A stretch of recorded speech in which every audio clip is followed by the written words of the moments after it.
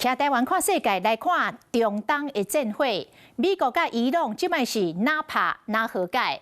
川普講，伊朗將要放行10隻油輪通過荷姆茲海峽。另外，川普閣來鋪文，講攻擊到伊朗的能源設施，要暫時延遲10天，也就是到美東時間4月初6為止。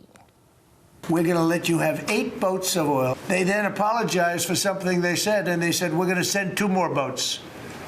And it ended up being 10 boats. 美國總統川普公布，進前一個月大禮物，就是伊朗放10隻油輪通過荷姆茲海峽。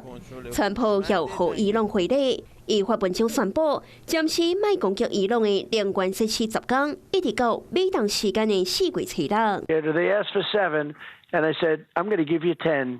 Because they gave me ships. 是講川普佇內閣會議有關甲伊朗搶聲。To permanently abandon their nuclear ambitions and to chart a new path forward. We'll see if they want to do it. If they don't, we're their worst nightmare.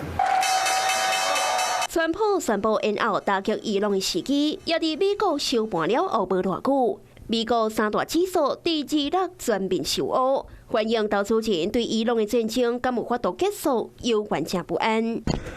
華爾街日報報道，美國國防部官員講，因當咧考慮將派上濟1萬的地面部隊到中東，本地支援烏克蘭用的武器，有可能會優先調往中東。